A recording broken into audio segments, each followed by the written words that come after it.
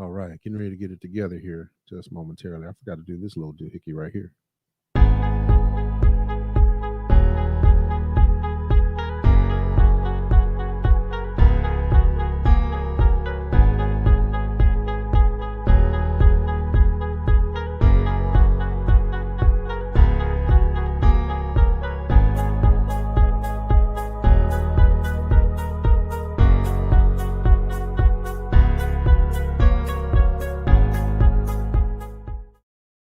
All right, welcome to the show. Another night side edition of Learning More Chronicles. I'll be your host again. It goes by AD. You can call me AD or Brother Adal Day. And I'm here with another edition tonight. And just in a nutshell, I I really wasn't feeling it tonight because I actually had rescheduled it. I'm actually on here tonight a little bit earlier than I had previously scheduled. I scheduled myself to come on a half hour from now, but decided to jump on early and get this in the bandwidth. I've come to the realization. I've come to the realization that it's not likely that I'll have anybody to join me on the show tonight, or any other night for that matter that I'm broadcasting, because everybody's so busy and everything and preoccupied with everything else that's going on with their situations and that. So, and I'm not really one to I don't know, recently I've had recent experience on Clubhouse of speaking to complete strangers, right? So it's something that I've actually have grown accustomed to, and in some of the discussions I've had on there with some people, it's actually been pretty fruitful for the most part. Anyway, what I wanted to talk about tonight was, well, a recent experience dealing with my family tree. I have actually had family information for years, and actually it was typed out by my mother back in 1981, a few years after Alex Haley's Roots the book came out and the subsequent television miniseries. I believe that was 1977, 78, somewhere in there.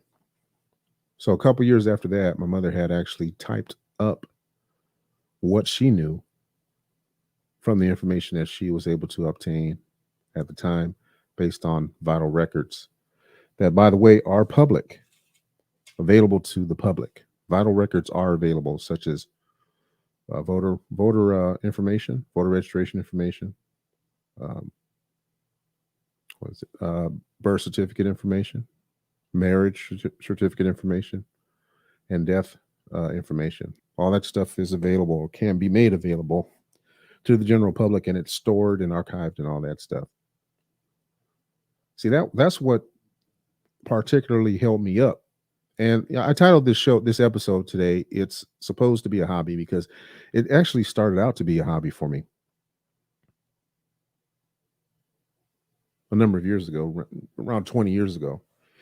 It started out to be a hobby, and I actually had anticipated going to the library and going to different places that offered such resources into family information. And one of those, as I would come to learn, one of those entities, by the way, happens to be the Church of Latter-day Saints and their family history centers. And this isn't necessarily a big up to them or anything, like that. Just to say, they have managed to archive a lot of information,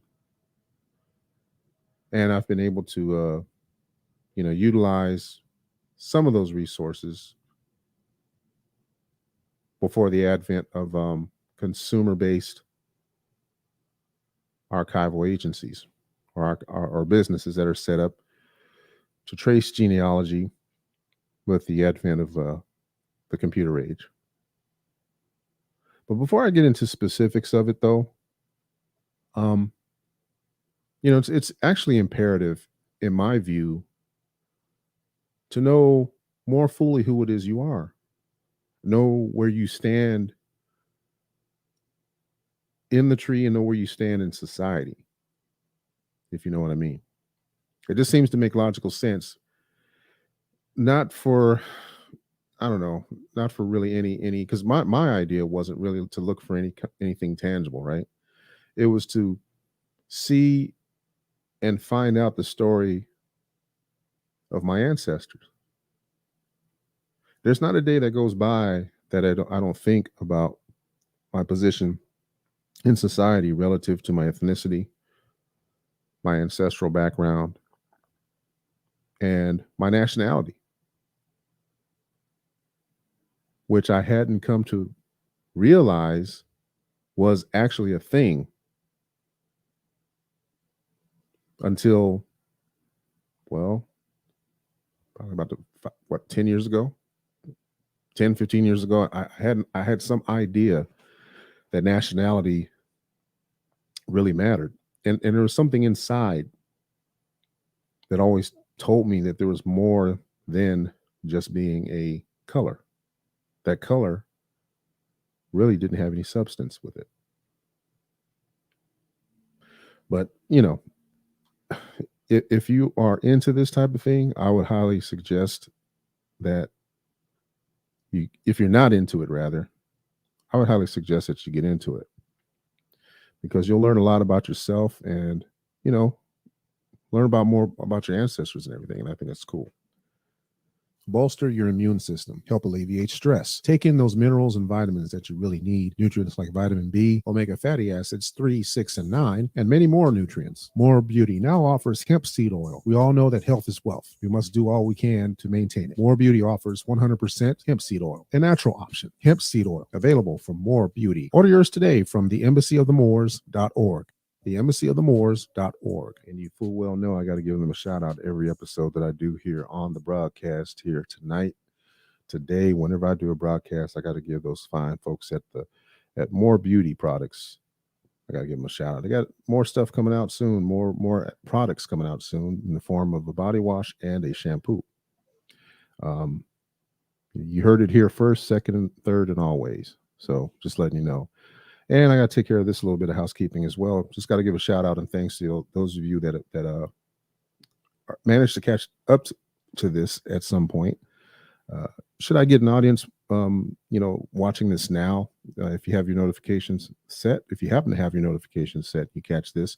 Yes, I'll be on live, but not too long. But anyway, I may have a crowd participation at some point. I'm not beyond just making it a discussion. If it's a topic that piques your interest and you'd like to have a discussion, I'll put the link in the window. Anyway, that's all my contact stuff right there. Mainly, if you would just go to my link tree, you'll find everything as well. I'm setting that up. I've actually reset it. I've set it up as kind of a one-stop shop for pretty much everything that I'm doing here on cyberspace. I'm looking at breaking away from these platforms that are not allowing those of us to speak more freely. And I've found a couple. I'm not going to actually spill the beans on that quite yet, but that will turn up on my link tree at the point in time that I'm ready to make that transition. So I'm just putting it out there right now, and I still want to just actually extend my thanks for those of you that have caught this on the playback and who may join me live during this broadcast tonight. I'll be coming to you every Tuesday and Thursday, um, hopefully with advance notice. And what's this? Okay, here we go.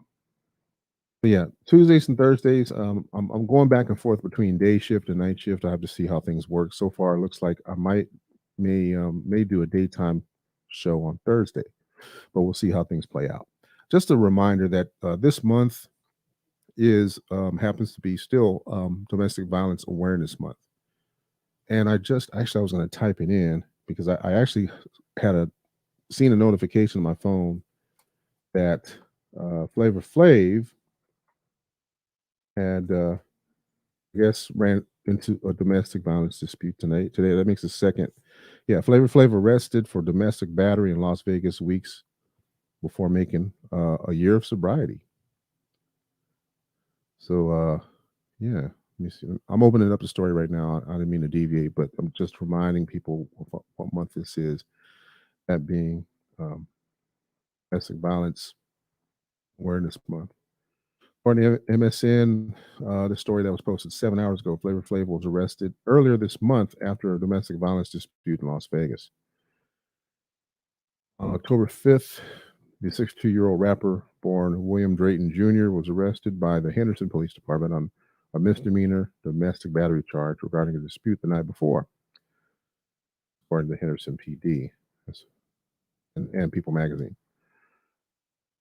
Public Enemy musician allegedly grabbed the woman, poked his finger in her nose and face, grabbed her and threw her to the ground. He also allegedly grabbed a phone out of her hand. In California, that's actually a separate charge.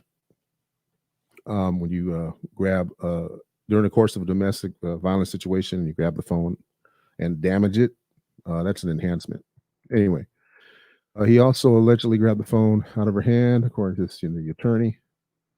He did willfully and unlawfully use force or violence against the person, the statement read. His attorney is David Chesnoff, so he had to now he's had to retain attorneys. He also provided a statement to people saying about the incident in writing. Hold on a second, got a page locking up. Yeah. In alleged domestic violence cases, there are often two sides to the story, and we will explain our side in the courtroom and not in the media. And let's see here. You know what? They rooted me. Let me share the window, show you what I'm reading, show you that I'm not making it up. But I'm not I'm not judging. I'm just saying it just so happens, and this is a previous show that I did. Actually, there was another instance involving a rapper named Tyga, right? I don't think it came up. Did this? Yeah, trying to see if oh, you know what? Let me check out the screen share. There we go. Zoom it up. Show you guys I ain't making anything up. Let's see here. The rest of his arrest earlier this month comes as he shared a milestone in his sobriety journey. 1 year up, lots more to go. Next year, I pray my whole family will be walking the same path I am. Uh, Tweet. Just like it says here, it says October is Domestic Violence Month. If you are experiencing domestic violence, call the National Domestic Violence Hotline at 1-800-799-7233 or go to thehotline.org. All one word, the hotline and .org. All calls are toll free and confidential. Hotline is available 24/7 in more than 170 languages. Yeah, there's this, looks like there's this picture. His arrest photo, booking photo. I'll say booking photo. I won't say mugshot. I'll say booking photo. Anyway, so we're done with that. It's kind of a thing, man. So it is Domestic Violence Awareness Month. It's just ironic that people still get arrested, but this is time. This is a tough time for a lot of people, right? Including a Flavor Flav. So, anywho, where was I? So, getting back to what I was talking about is, finding out where you come from is actually really helpful. Knowing where you come from is even better. Once you find out and it's revealed to you where it is you came from, you'll be able to really, really know who it is you are and be the best representation of those that came before you. That's actually the way that I've envisioned all this and envisioned my walk, this journey in my life. And I hadn't had the information before me. I mean, I've had even more information now. More recently, I think, as I've mentioned on my private pages anyway, that I've actually done a search and actually I've gotten as far back as on my paternal side, paternally, I've gotten clear back to the 1500s. Yes. And I've even seen something to say that said that one of the spouses on one I believe it was the mother or the wife in one of the unions along the tree came from Chad, Africa. And that just blew my mind. Really it's through the assistance of other people that are doing this, their own family trees, that's putting the zeros and the ones all together. See, I don't know if it's commonly realized that the Mormon Church has all these records, and they have even archival records that are stored in, I believe, in caves or in the mountains in Utah. That's something that I ran across some time ago. I already kind of knew because NORAD was up there before. So that goes into underground structures and that, right? I mean, we know that the existence. Well, we don't know definitively, but we know there was at one time, and I'm pretty sure there still is, underground structures and facilities in that. So, anyway, I was able to really find out a lot. I mean, what I did was just follow my, my last name of record, and went clear. And it took me so much time. But what it was, a number of things helped me off from it. First off, is the platform that I used. Okay, it costs a certain amount of money per month.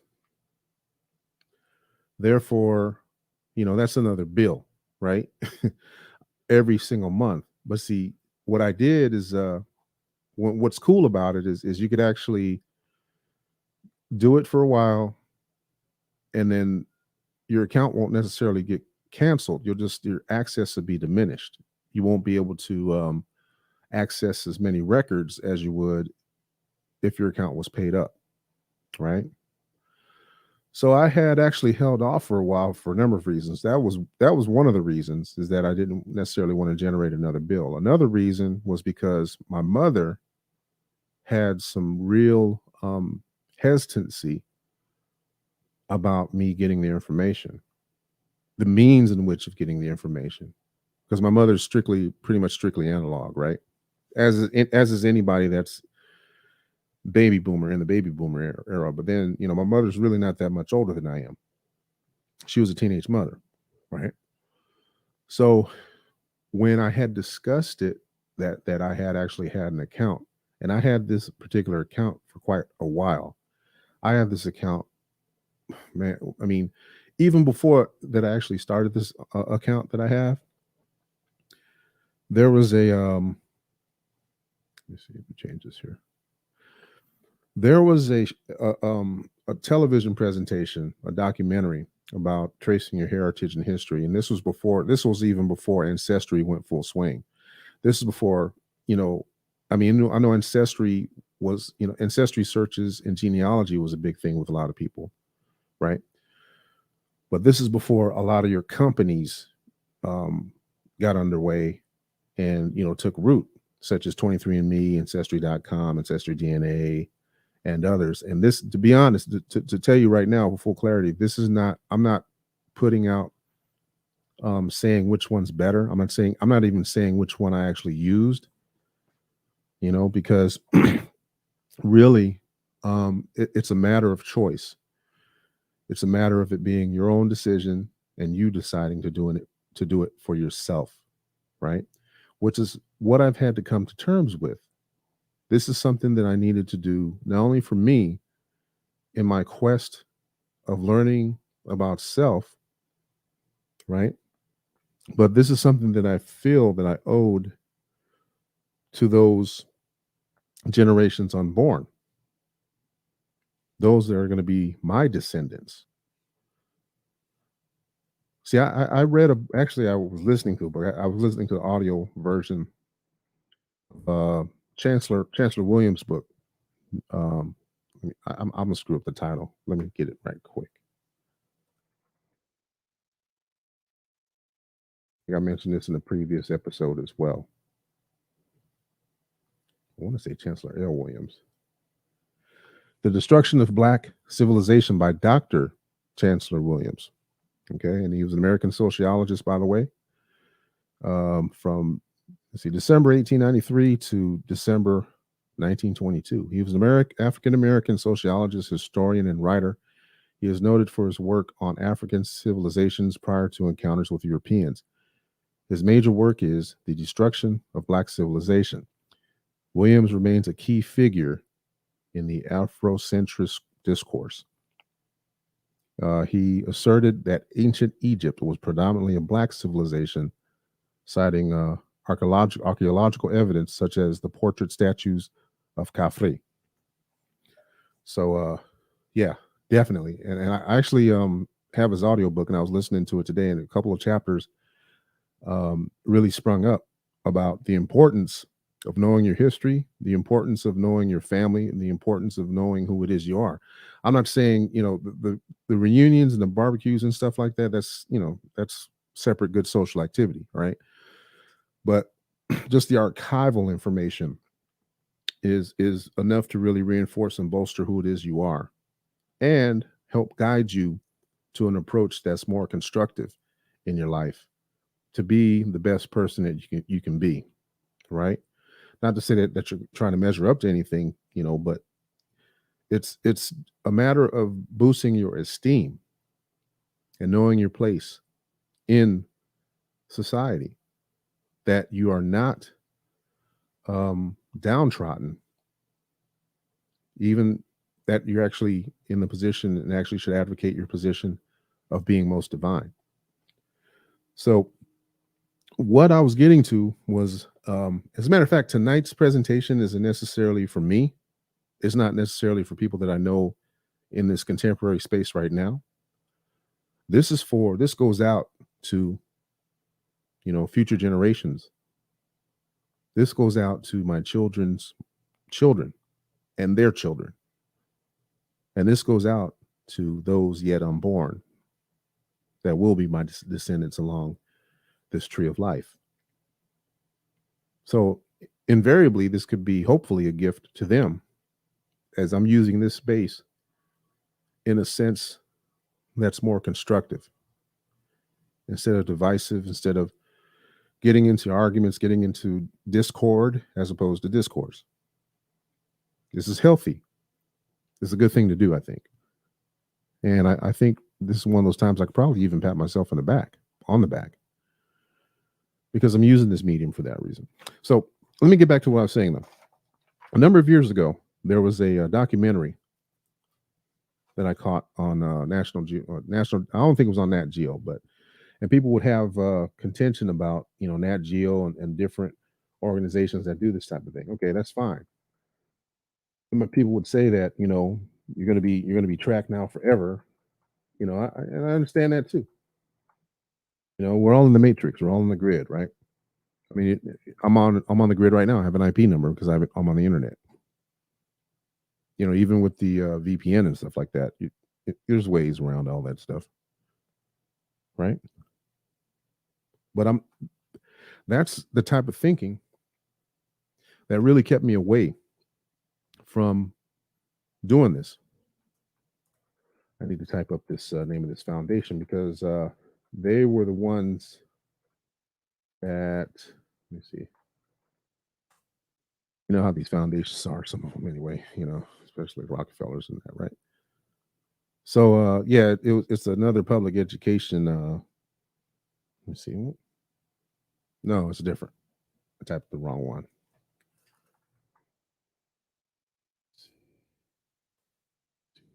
It's a group called the Watt Family Foundation in cooperation with it says here the Watt Foster. No, I don't think that's the one. May not even exist anymore. Maybe it's just something that they bestowed a grant to National Geographic. Anyway, this group, this foundation, sponsored this presentation. I want to say it was on Nat Geo or maybe PBS. Anyway, I ran across it, and I ended up, sending my information, and they ended up giving me some information back. And this was before, the all the consumer level genealogy organizations had started up, much even definitely before one can't even find it anymore. No worries. This is before like all the contemporary ones, the modern ones today had started. I'm not to say that this was too long ago, but this had to be around like early 2000s, late 90s.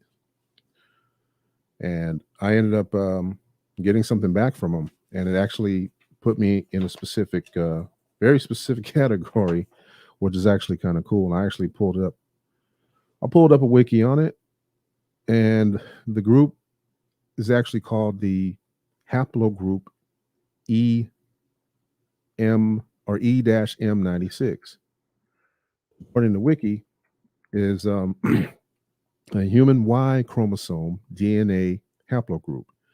It is one of the two main branches of the older and ancestral haplogroup DE, the other main branch being haplogroup D, right?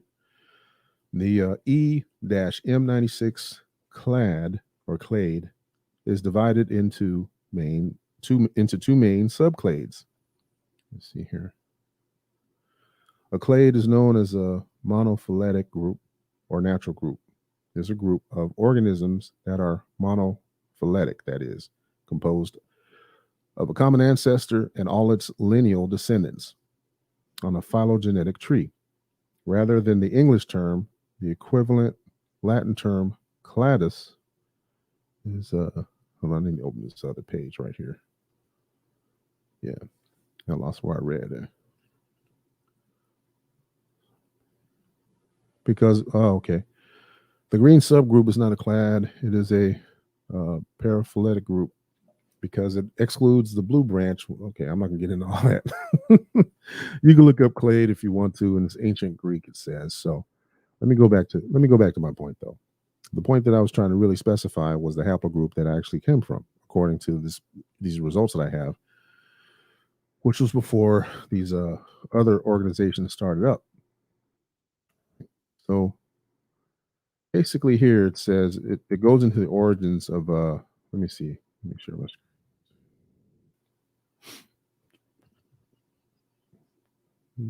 Maybe a second. All right. Share my screen again. So haplogroup E-M96 and says according to Underhill 2001 proposed that haplogroup E may have arisen in East Africa. Some authors such as Chandra Sekar in 2007 accept the earlier position of Hammer 1997 that haplogroup E may have originated in Asia. Oh, okay, interesting. Given that E is a clade of haplogroup DE, with the other major clade, haplogroup D, being exclusively distributed in Asia. DE is a clade within M168, with the other two major clades, C and F, considered to have Eurasian origin. I'm just going to scan through that because this is partially what I had received.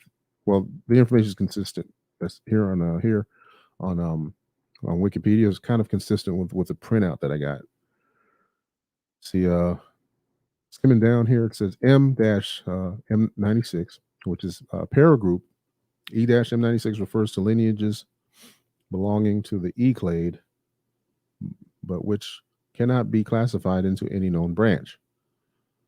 And it goes on to say these others, which is testing for both. It tested negative apparently for P147 and M75, has been reported in two Amharas from Ethiopia and in two men from Saudi Arabia.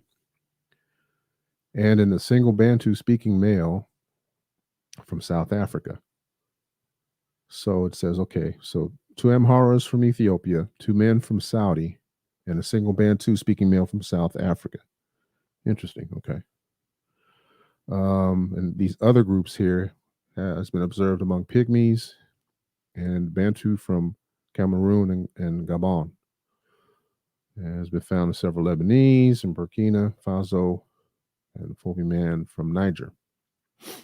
Recently, it's been discovered three East African men classified only as EM96 could be assigned to a new branch, EV404, which is a sister branch of all these other ones here. Okay. It says here mutation, make it interesting. So just to give you some idea of where this might be, I'm going to open this map right here to give you some general idea of what they're talking about. This is a map of supposed to be a map of let's see here. Yeah, it's highlighting the Y haplogroup predominance. Open that up a little bit.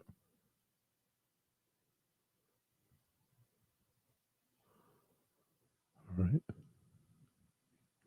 So you can see that there.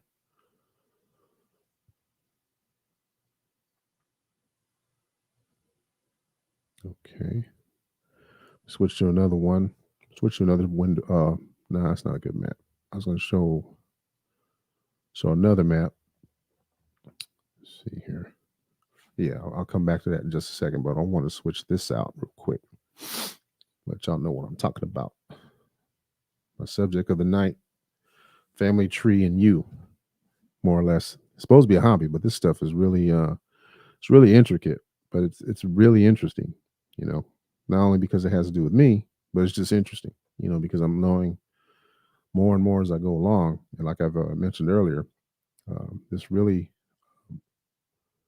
here we go, really opened my eyes to a lot of things. No, I did not want that page. I wanted, yeah, this is the one I wanted.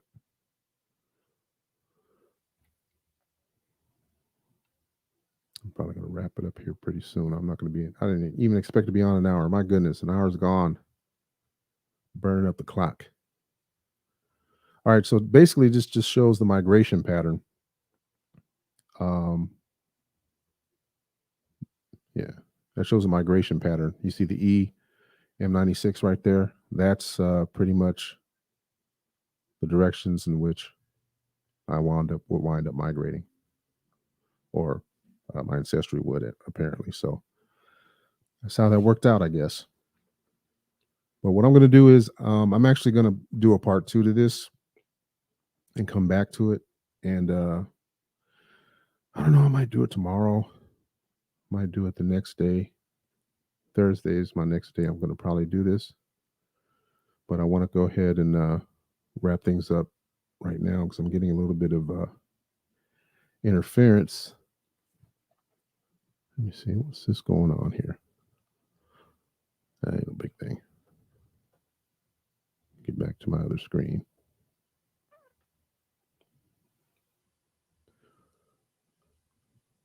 So really what it amounted to was just learning more of myself and learning more of my background and history and everything. And it's really quite interesting to see the process in which this happened. And, I know there's a lot of distrust and such out there in a lot of these processes and practices. There are actually people that are in business to, basically help you with your search and search for tribal identity. I actually found out the other day, um, just watching another presentation by Dr. Alim Bey, and he was talking about finding your name on the Dawes rolls. And you know what? That didn't even occur to me to run my family name on any of that stuff, right? Because it had a stigmatization. It had a stigma attached to it that oh yeah, that's the $5 Indians. It's just stuff that previously that I believed that I didn't even think I'd be able to find much information on there, but it turns out that there's quite a few people that are on there with my surname or my last name, the last name that I was given. So there's even adds more to my ancestry search now beyond just just a regular conventional family tree. But what I'm going to do is because there's a few pages that I want to cover on here, but I'm going to actually do that in another episode. But because I didn't really want to go on this long at all. I'm looking at just over an hour, even though I wasn't on here a full hour. But I'm not going to really be here that much longer today, so I'm going to come back with this with a part two of this. Is supposed to be a hobby, talking about my ancestry and my journey through it.